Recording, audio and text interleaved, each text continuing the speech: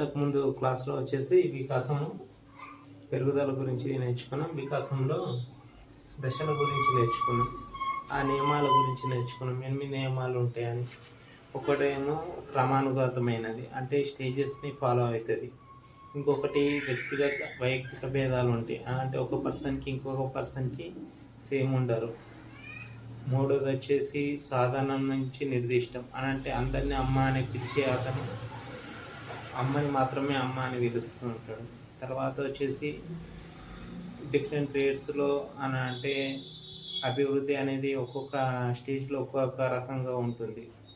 శైశవ దశలో శారీరక పెరుగుదల వేగంగా ఉంటే ఇక్కడికి వచ్చేసరికి కౌమార దశలో తక్కువగా ఉంటుంది. తర్వాత ప్రెడిక్టబిలిటీ, అంటే వికాసాన్ని అంచనా వేయచ్చు, అని అంటే ఇంత టీచర్ అవుతాడా లేకపోతే ఏదవుతాడా అనేది అంచనా వేయచ్చు. తర్వాత వచ్చేసి ఇంటిగ్రేషన్, అని అంటే సమన్వయంగా ఉండి అన్ని అనేటి వికాసంలో ఉంటుంది. తర్వాత పూర్వ ఆలోచనలతో కలిపి ఒక సంచిత భావన ప్రక్రియ అని అంటారు. కొత్త జ్ఞానాన్ని ఆపాదించుకుంటాడు. అది అనేది వచ్చేసి మనకి వికాసం యొక్క నియమాలు. దాంతోపాటు మనకి పరిపక్వత అనేది కూడా వస్తుంది. పరిపక్వత అని అంటే మెచ్యురేషన్. అది ఆర్జిత ప్రక్రియ కాదు, అనువంశికంగా వచ్చే ప్రక్రియ. ఆర్జిత ప్రక్రియ అని అంటే ఈత కొట్టడం, సైకిల్ తొక్కడం లాంటి మెచ్యురేషన్ తోటి మనం చేసుకునే పనులు అన్నట్టు. తర్వాత మనకి అవి కవలలు వస్తారు. ఒక పిండం నుంచి వచ్చే వాళ్ళనేమో సమజాత కవలలు అని అంటారు. ఒక పిండాన్ని 2 పిండాలుగా విడగొట్టబడి వచ్చే వాళ్ళని విభిన్న కవలలు అని అంటారు. తర్వాత వచ్చేసి ఎలిజబెత్ హార్లాక్ అనే అతను మన వికాస దశని 10 దశలుగా సూచించింది. ఒకటి వచ్చేసి జనన పూర్వ దశ, ఫలదీకరణం నుంచి పుట్టుక వరకు ఉంటుంది. నవజాత శిశువు పుట్టుక నుంచి 2వ వారం వరకు ఉంటుంది. శైశవ దశ 2వ వారం నుంచి 2 years దాకా ఉంటుంది. ఇది బాల్య దశ, 2 కలిపి పూర్వ బాల్య దశ, ఉత్తర బాల్య దశ. తర్వాత యవ్వనారంభ దశ 10 నుంచి 12 సంవత్సరాలు. కౌమార దశ 14 నుంచి 18 సంవత్సరాలు. పూర్వ వయోజన దశ 18 నుంచి 40 సంవత్సరాలు. మధ్య వయస్సు దశ 40 నుంచి 60 సంవత్సరాలు. వృద్ధాప్య దశ 60 నుంచి మరణం వరకు. ఇందులో వచ్చేసి మనకి ఇక్కడ నుంచి కౌమార దశ దాకానే చాలా ఇంపార్టెంట్. ఇందులో వచ్చేసి జనన పూర్వ దశ. జనన పూర్వ దశ అంటే ఫలదీకరణం నుంచి పుట్టుక వరకు. ఫలదీకరణం నుంచి పుట్టుక వరకు అని అంటే మనకి జనన పూర్వ దశలో అంటే తల్లి గర్భంలో ఉన్నప్పుడు 3 రకాలైన దశలు అనేటివి ఉంటాయి. ఒకటి బీజ దశ, పిండ దశ, తర్వాత భ్రూణ దశ. జనన పూర్వ దశలో 3 రకాలైన దశలు ఉంటాయి: బీజ దశ, పిండ దశ, భ్రూణ దశ. బీజ దశ అంటే సంయుక్త బీజం ఏర్పడుతుందని లాస్ట్ క్లాస్లో నేర్చుకున్నాం కదా. ఆ సంయుక్త బీజం అనేది ఎలాంటి మార్పులు చెందకుండా అలాగే బీజ దశలో ఉంటుంది. సో ఇందులో ఎలాంటి మార్పులు ఉండవు. 2 రకాల పొరలు ఉంటాయి ఇందులో. ఒకటి నాభిరజ్జువు, తర్వాత ఇంకొకటి వచ్చేసి జరాయువు. బీజ దశలో వచ్చేసి ఇది మనకి ఇక్కడ. తర్వాత పిండ దశ. పిండ దశలో అని అంటే పిండంగి ఏర్పడుతుంది. ఈ పిండంగి ఏర్పడింది మామూలుగా మొదట తల అనేది ఏర్పడి మిగతా భాగాలు అనేటి మనకి ఎక్కువగా అభివృద్ధి చెందుతాయి. మొదట తల ఏర్పడి మిగతా భాగాలన్నిటి అభివృద్ధి చెందుతాయి. తర్వాత భ్రూణ దశ అని అంటే ఇది కూడా మొత్తం శరీరం అంతా ఒక నవజాత శిశువు ఏర్పడడానికి ఎలా అవసరమో అలా భ్రూణ దశలో అనేది ఒక శిశువు జన్మించే వరకు బతికేంత వరకు అనేది ఉండేది భ్రూణ దశ. తర్వాత వచ్చేసి మనకి నవజాత శిశువు పుట్టుక నుంచి 2వ వారం వరకు. ఈ నవజాత శిశువు ఏం చేస్తారు అని అంటే పుట్టుక నుంచి మన లోపల ఉండే టైంలో ఎలాంటి మార్పులు అనేవి జరుగుతాయి అనేది పుట్టుక నుంచి 2వ వారం దశ. ఫస్ట్ తల ఏర్పడుతుందని తెలుసుకుంటాం కదా. ఇక్కడ వచ్చేసి నవజాత శిశువులో మనకి ఏం జరుగుతుంది అని అంటే అతను పరిసరాలకు అడ్జస్ట్మెంట్ అవుతాడు. అనంటే పరిసరాన్ని అడ్జస్ట్ చేసుకోవడానికి ట్రై చేస్తాడు. విసర్జించడం కానీ, శ్వాసించడం కానీ, పాలు తాగడం కానీ అలాంటి వాటికి అంటే ఎన్విరాన్మెంట్కి అడ్జస్టబుల్ అవుతాడన్నట్టు ఈ నవజాత శిశువులు. తర్వాత ఇతనికి వచ్చేసి మనకి పాలదంతాలు వస్తాయి. పాలదంతాలు వస్తాయా రావాలనుకుంటా. నవజాత శిశువు అడ్జస్ట్మెంట్ అవుతాడు. ఇది ఇందులో వచ్చేసి మనకి తర్వాత మనకి మొదట వచ్చేది ఉద్వేగం. తర్వాత ఎక్కువగా ఫస్ట్ మనకు పుట్టక ముందే అభివృద్ధి చెందేది ఏంటిదనంటే వినికిడి. పుట్టిన తర్వాత బాగా అభివృద్ధి చెందేది ఏంటిదనంటే స్పర్శ. ఇది గుర్తుంచుకోవాలి. తర్వాత వచ్చేసి మనకు అత్యంత తక్కువగా అభివృద్ధి చెందింది అని అంటే రుచి అన్నట్టు. ఇవన్నీ ఇంపార్టెంట్.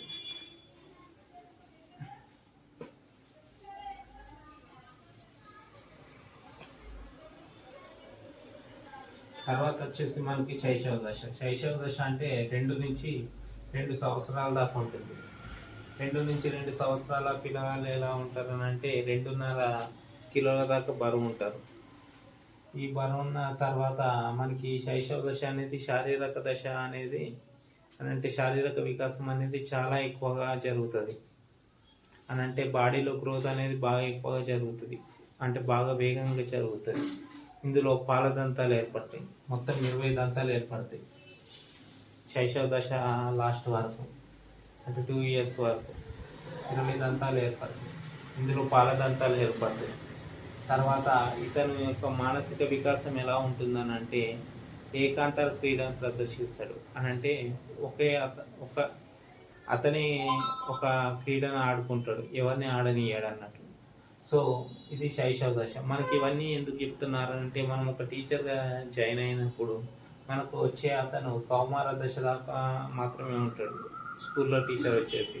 సో వాళ్ళ యొక్క ప్రవర్తన ఎలా ఉంటుంది, వాళ్ళ యొక్క శారీరక వికాసం ఎలా ఉంటుంది, వాళ్ళ యొక్క మానసిక వికాసం ఎలా ఉంటుంది అనేది మనకి సంజ్ఞానాత్మక వికాసం ఎలా ఉంటుంది అనేది మనకు అర్థం కావాలని ఇవన్నీ మనకి ఈ సిలబస్లో చేర్చాలి. తర్వాత వచ్చేసి ఏంటిదని అంటే శైశవ దశలో ఏకాంతర క్రీడలను ఆడుతూ ఉంటారు. తర్వాత మనకి ఒక వస్తు స్థిరత్వ భావన ఏర్పడతారు. అంటే కనిపించని వస్తువుని అతను ఉన్నట్టు ఊహించుకుంటాడు. వస్తు స్థిరత్వ భావన అంటారు, వస్తు స్థిరత్వం అని అంటారు. కనిపించని వస్తువులకి ప్రాణాన్ని ఆపాదించడం, అంటే కనిపించని వాటిని ఏరికన్నా ఒక దగ్గర ఉంది అని అనుకోవడం వస్తు స్థిరత్వం. మళ్ళీ కొన్నిటిని వాటికి ప్రాణం లేని వాటికి ప్రాణం ఉన్నట్టు ఊహించుకోవడం, వాటికి స్నానాలు చేయించడం బొమ్మలకు కానీ అలా. తర్వాత ఇంకొకటి వచ్చేసి నార్ఫిజం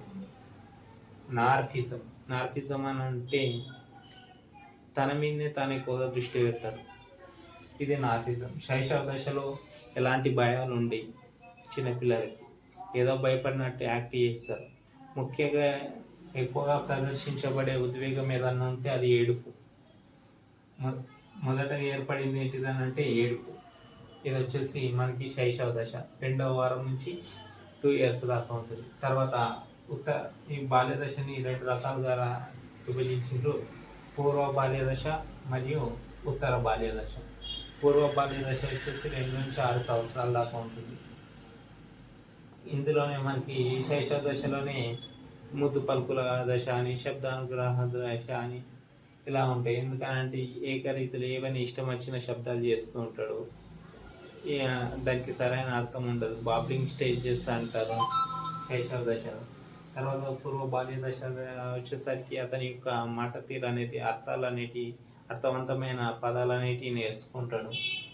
ఈ పూర్వ బాల్య దశలో అనేది తన మీద తాను అనేది ఎక్కువ కేంద్రీకరిస్తాడు. ప్రతిదానికి ఇతను ఇది ముహూర్త ప్రచాలక దశ అని కూడా అంటారు. ముహూర్త ప్రచాలక దశ అని కూడా అంటారు. అంటే కనిపించే అంశాన్ని మాత్రమే నమ్ముతాడు, కనిపించని అంశాన్ని నమ్మాడు. ఇది పూర్వోపాధ్యాయ దశ అని అంటే అతనికి అర్థమయ్యే అంశాన్ని మాత్రమే నమ్ముతాడు, లేని వాటి గురించి ఆలోచించడు, అంటే సృజనాత్మకత అనేది కలిగి ఉండడు. ఇది మనకి పూర్వ బాల్య దశ. ఈ పూర్వ బాల్య దశలో మానసిక వికాసం వచ్చేసి సమాంతర క్రీడలు ఆడుతూ ఉంటారు. అని అంటే ఇంకొక వ్యక్తిని చూసుకొని అతనే ఆడతాడు కానీ వేరే వ్యక్తిని చూసి నేర్చుకుంటాడు అన్నట్టు. ఇది పూర్వ బాల్య దశ గురించి. దీన్ని మూర్త ప్రాచలక దశ అని అంటే కనిపించే అంశాన్ని మాత్రమే నమ్ముతారు. ఉత్తర బాల్య దశ. ఉత్తర బాల్య దశని మనకి ముఠా దశ అని అంటారు, లేకపోతే అమూర్త ప్రచాలక దశ అని అంటారు. అమూర్త ప్రచాలక దశ ఇది నియోనాటల్ స్టేజ్ అన్నట్టు. ఇది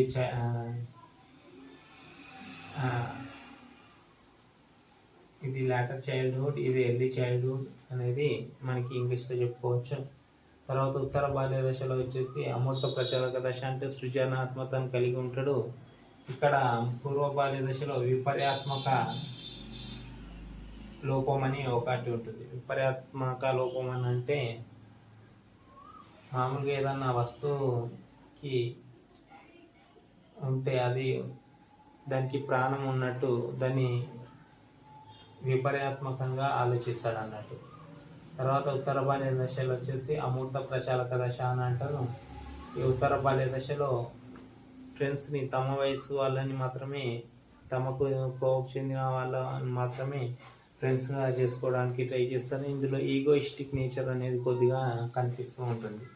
మనకి ఈగోయిస్టిక్ నేచర్ అనేది కొద్దిగా కనిపిస్తూ ఉంటుంది ఈ ఉత్తర బాల్య దశలో. ఉత్తర బాల్య దశలోకి వచ్చేసి మనకి కొద్దిగా పెరుగుదల అనేది జరుగుతుంది. సృజనాత్మకతను కలిగి ఉంటారు, తెలియని అంశాల గురించి ఆలోచించడం నేర్చుకుంటారు. విపర్యాత్మక భావన అంటే 2 into 3 = 6 అని చెప్పిన అతను 3 into 2 = 6 అని చెప్పలేకపోవడాన్ని విపర్యాత్మక భావన అంటారు. ఇది పూర్వ బాల్య దశలో వస్తుంది. కానీ ఇక్కడ వచ్చేసి ఉత్తర బాల్య దశలో దీన్ని చెప్పగలుగుతాడు. 2 into 3 = 6 అయితే 3 into 2 = 6 అని చెప్పగలుగుతాడు. ఇది ఎక్కడ అంటే ఉత్తర బాల్య దశలో. దీన్ని అమూర్త ప్రచాలక దశ అంటే ఊహించగలిగే శక్తిని కలిగి ఉండే దశ అన్నట్టు. తర్వాత యవ్వనారంభ దశ. యవ్వనారంభ దశ అంటే 10 నుంచి 12 సంవత్సరాల దశ. ఇది చాలా కీలకమైన దశ. ఎందుకనంటే లేడీస్లోకి వచ్చేసి వాళ్ళు తమ శరీరంలో జరిగే మార్పులు అనేటివి వాళ్ళకు అర్థం కాకుండా ఉండే దశ. అంటే ఒక సందిగ్ధ దశలాగా ఉంటుంది అన్నట్టు ఈ యవ్వనారంభ దశ. అని అంటే మొదటి యొక్క లక్షణాలు ఏర్పడతాయి. ప్రాథమిక లైంగిక లక్షణాలు అనేవి ఏర్పడుతుండే దశ అనేది యవ్వనారంభ దశ అనేది మనకి తెలుస్తుంది. తర్వాత వచ్చేసి మనకి కౌమార దశ. ఈ కౌమార దశలో అనేది మోటా దశ అనొచ్చు, బాగా పెరిగే దశ అనొచ్చు, ఆలోచనలు పెరిగే దశ అనొచ్చు, సందిగ్ధంగా ఉండే దశ అనొచ్చు, ఉద్వేగాలు ఆపుకోలేని స్టేజెస్ అనొచ్చు, అంటే వాళ్ళకి భయపడే స్థితి అనొచ్చు, ఏం చేయాలో అర్థం కాని స్టేజెస్ అనుకోవచ్చు. ఎందుకనంటే గౌణ లైంగిక లక్షణాలు అనేటివి పెరుగుతూ ఉంటాయి. స్త్రీలలో లైంగిక లక్షణాలు పెరుగుతుంటాయి, పురుషుల్లో లైంగిక లక్షణాలు పెరుగుతుంటాయి. ఒక సందిగ్ధ స్టేజ్ అని చెప్పుకోవచ్చు. ఎవరికి చెప్పుకోవాలో అర్థం కాని స్టేజెస్లో ఉంటారు. తర్వాత ఒక నాయకత్వ ఆరాధన స్టేజెస్ అని ఉంటుంది. నాయకత్వ ఆరాధన అంటే ఒక విరాట్ కోహ్లీ అని వాళ్ళని కానీ చూసి నేర్చుకోవడం కానీ, ఒక గ్రూప్కి లీడర్గా ఉండాలి అనుకోవడం కానీ, ఇలాంటి స్టేజెస్ అన్నీ కౌమార దశ కిందికి వస్తాయి. తర్వాత వచ్చేసి పూర్వ వయోజన దశ. ఇది 18 నుంచి 40. ఇది మెచ్యూరిటీ స్టేజెస్ అన్నట్టు, అడోలిసెన్స్ అంటారు. ఇందులోకి వచ్చేసరికి మనకి పెరుగుదల ఈ స్టేజెస్లోనే ఆగిపోతుంది. ఇందులో లక్షణాలు అనేటివి ఏర్పడుతూ ఉంటాయి. ఇందులో అడిగేది ఏంటిదనంటే మామూలుగా విపర్యాత్మక భావన అడుగుతాడు, వస్తు స్థిరత్వం అడుగుతాడు. ఎక్కువగా అభివృద్ధి చెందే దశ ఏంటిదంటే శైశవ దశ, శారీరక వేగం పెరుగుదల ఉండేది. పూర్వ బాల్య దశలో మనకి ఇది మూర్త ప్రచాలకు ఓన్లీ కనిపించే వాటిని నమ్ముతాడు. ఈ సమాంతర క్రీడలు ఆడతారు. ఉత్తర భారతీయ దశలో సహకార క్రీడలు ఆడతారు, అంటే పాలు పంచుకునే క్రీడలు ఆడతారు. తర్వాత వచ్చేసి మనకి కౌమార దశలో అంటే ఉద్వేగ స్థితి, సంకోచ స్థితి, ప్రతిదానికి భయపడే స్టేజ్ కాకుండా నాయకత్వ లక్షణాలు ఏర్పరచుకునే నాయకత్వ ఆరాధన, ఒక వ్యక్తిని పూజించడం కానీ, ఒక వస్తువును పూజించడం కానీ అలాంటివి చేస్తూ ఉంటారు అన్నట్టు. సో ఈ విపర్యాత్మక భావన అని అంటే 2x3 = 6 అని చెప్పగలగడం, 3x2 = 6 అని చెప్పలేకపోవడం, ఇవన్నీ ఎల్జిబెత్ హల్లక్ అనేది 10 దశలుగా విభజించిండు.